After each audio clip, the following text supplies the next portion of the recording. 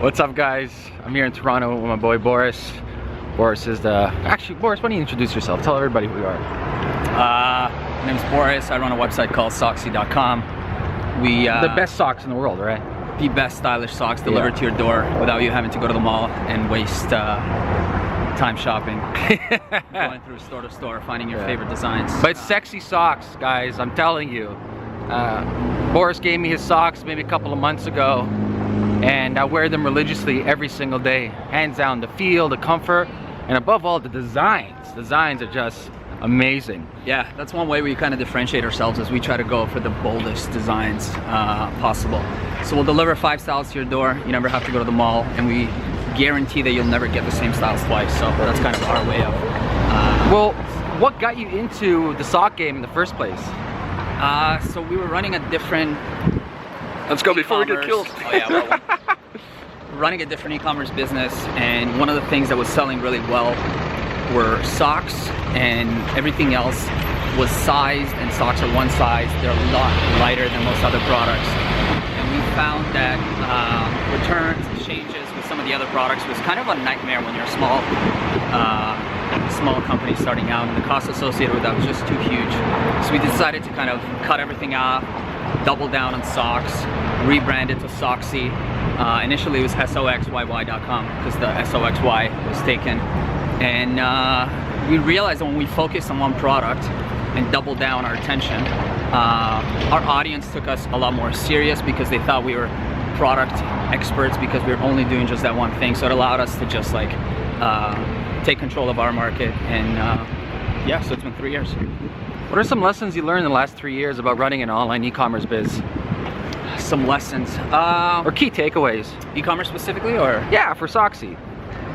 I think one of my favorite things early on for anybody starting like an e-commerce business is to try to avoid going into the production state of your product before you actually kind of get a product market fit. So for example, if we're starting another sock business today, what I do is I'd go to the mall, I'd find quality pair of socks. I'd probably strip up the label and try to sell them up with a landing page initially. That's awesome. To see if my offering matches what the customer wants. A lot of people make guesses of what they think their customer wants, but you know, a lot of the times it's kind of a crapshoot. Yeah. So this way, you know, you go to the mall, you spend, let's say, $100 on product, you put up a page with Shopify, and you can literally test your idea in a matter of a weekend without going through, you know, which sometimes is like a 3-4 week process with speaking with Alibaba or suppliers around the world. So that's probably one lesson I'd say is most valuable, and that's one that I give to many others who are looking to get into the product business. Another lesson, you know, we've noticed that free shipping goes a really long way. Yeah. Amazon kind of spoiled everybody's shipping habits, and people just expect their product to arrive as soon as possible, especially when you don't get to try it on. So I'd say focus on free shipping early on, figure that into your margins.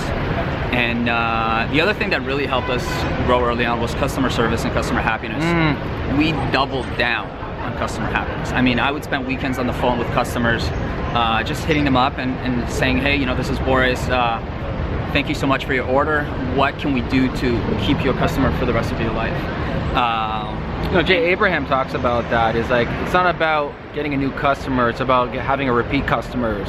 If a customer is willing to spend, say, an average order size of, say, $100 on your product, on average, that customer will spend roughly $200 in the lifetime of your company.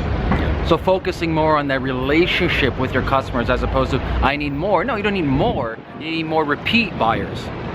Yeah, and we've noticed that, you know, like if you think about your daily life, how many brands you interact with, none of them really give you that personal touch, right? None of them give you that personal feeling like you're interacting with your friends. A lot of it's just big box stores, big brands. You never really know who's behind it. So if you take the time to personalize that experience early on, especially I'd say your first 100 customers, those 100 customers will become your brand evangelist. They'll tell all their friends. First of all, they'll be super surprised. The amount of feedback that you can get just by being on the phone with them is invaluable. Would you say your first 100 customers came like that? Absolutely. Oh yeah. So we took a customer by customer acquisition approach early on, and we literally call our first 100 customers. So as I said, Saturdays and Sundays, I'd sit at a coffee shop, pick up the phone and call them, thank them, and then find out what we could do better and what else they wish we could do for them. So, and you know, I'd made notes, and then we'd kind of iterate based on that and go from there.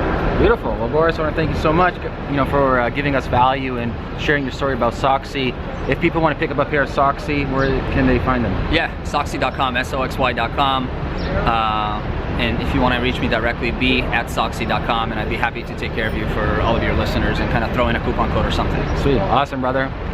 Go check out Soxy. Peace.